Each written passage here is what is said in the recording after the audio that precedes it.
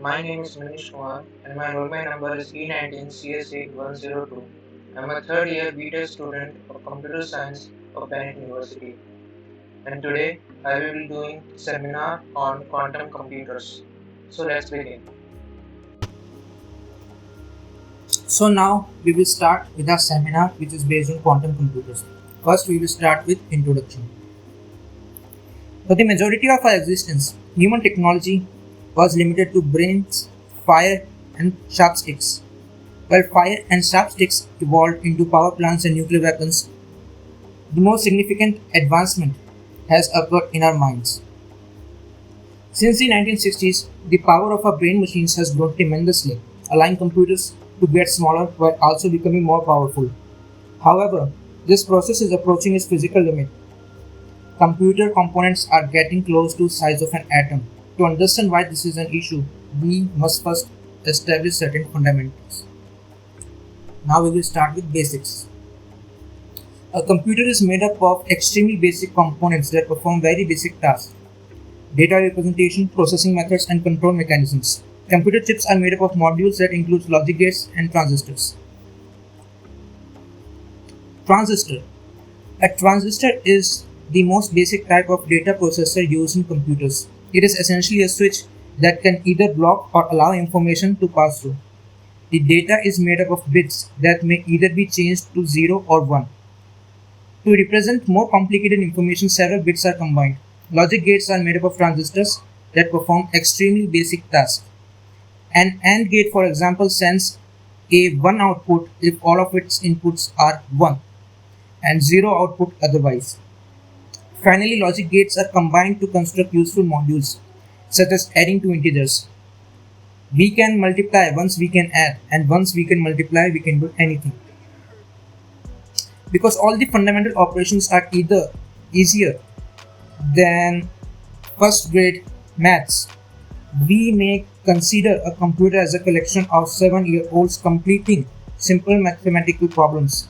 They could compute everything from astrophysics to Zelda if there were enough of them. Quantum physics, on the other hand, is complicating matters as components grow smaller and smaller. A transistor is just an electric switch. Electrons are charged particles that move from one location to another. As a result, a switch is a channel that may prevent electrons from traveling in one way. Now we will talk about shrinking transistors. Today, transistors have a size of 14 nanometers, which is roughly 8 times smaller than the diameter of HIV virus and 500 times smaller than of red blood cell. In quantum world, physics operate in a very different way than we are used to, and regular computers just cease working. We are nearing a physical impediment to our technological advancement. To tackle this difficulty, scientists are developing quantum computers that can take advantage of this peculiar quantum feature. Bits are the smallest unit of information in conventional computers. Qubits, which may be adjusted to one of the two values, are used in quantum computers. So, now, what is a quantum computer? A quantum computer is a machine that performs calculation based on laws of quantum mechanics, which is the basic behavior of particles at subatomic levels. A quantum is a smallest possible discrete unit of any physical property in quantum computing. Computation depends on the principle of the quantum theory. Now, what is quantum computing?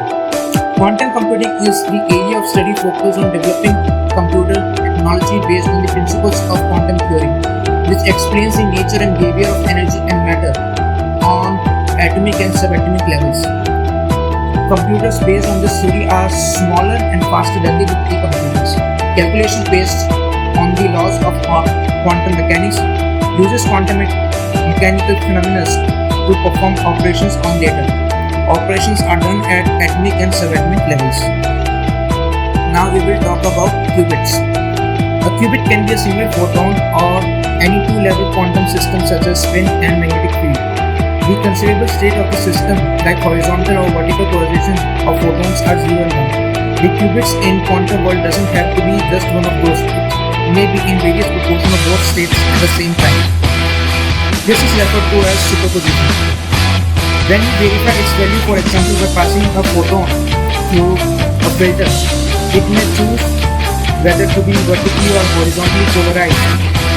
So long as qubit remains unseen, it is in superposition of probabilities 4, 0 and 1, and we cannot tell which one it will be. However, it collapses into one of the definite state the moment we measure it. The ability to superimpose is a game changer. At any one time, 4 classical bits can be in one of the 2 to the power 4 possible configurations. There are a total of 16 potential combinations, but we can utilize only one of them. 4 qubits in superposition, on the other hand, can be in all 16 configurations at the same time. With each additional qubit, this number climbs exponentially. 20 of them are already capable of simultaneously storing a million values. Entanglement, a tight link that causes each qubit to react instantly to the change in the state of other, no matter how far they are, is a truly strange and unintuitive quality qubits may have. This means that by measuring only one entangled qubit, the characteristics of its companion may be deduced without having to look. Qubit manipulation is also a brain teaser. A basic set of inputs is fed into logic gates, which creates a single definitive output. A quantum gate manipulates superposition as input, rotate probabilities, and output another superposition. So a quantum computer entangles and manipulates probabilities by quantum gates, then measures the result, collapsing superpositions to a real sequence of zeros and ones. This implies that we may perform all the operations of computation that are feasible with the configuration at the same time. In the end, we can only measure one of the outcomes, and it will almost certainly be the one that we want. However, by skillfully utilizing superposition and entanglement, this may be considerably more efficient than on a traditional computer. While quantum computers are unlikely to replace our home computers, they are far superior in several areas. Now, quantum properties used in quantum computers are decoherence, entanglement, and uncertainty principle. Decoherence is one of the biggest problems in quantum computers. It states that if a coherent or a superimposed state interacts with the environment, it falls into a classical state without superimposition. So, for a quantum computer to work with superimposed states or coherent states, it has to be completely isolated from the rest of the universe, not observing the state and also not measuring it. The second one is entanglement, most important property in quantum computers. It states that two or more particles can be linked, and if linked, can change property of particle, changing the linked one. Two particles can be linked and changed each other without the interaction. The third one is the uncertainty principle, which is uncertainty in position product with uncertainty of momentum is greater than or equal to Planck's constant by 4 pi. Quantum systems are so small it is impossible to measure all the properties of quantum system without disturbing it. As a result, there is no way of accurately predicting all the properties of particle in a quantum system. Now, advantages of quantum computer. Quantum computers have ability to solve scientific and commercial problems, process data in much faster speed, capabilities of conveying more accurate answers. They can compute more in less time. They can be used to secure web pages, encrypt emails, could process massive amount of data. One of the major advantages is database searching. A regular computer might have to evaluate every single entity in database to locate something. Quantum computer algorithms only require a square root of that time, which is considerable difference for large dataset. The most well-known use of quantum computer is destroying IT security. A quantum computer with exponential speed, on the other hand, might do it in a flash.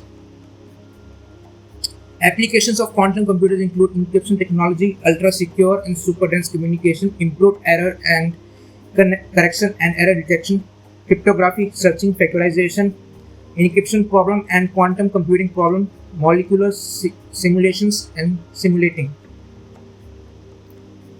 Simulating are another intriguing new use. Quantum simulations are resource intensive, and even for a larger object like molecules, they frequently lack precision. Quantum simulations might provide new information about proteins and revolutionize medicine. In conclusion, I would like to say a quantum computer has theoretical capability of simulating any finite physical system that may hold the key of creating an artificially intelligent system. The quantum computer power to perform calculations across a multitude of parallel universes gives it ability to quickly perform tasks that classical computers will never be able to do practically. Right now, we do not know if quantum computers will just be a specialized tool or a big revolution for humanity. We have no idea where the limits of these technologies are. Thank you very much for your patient listening.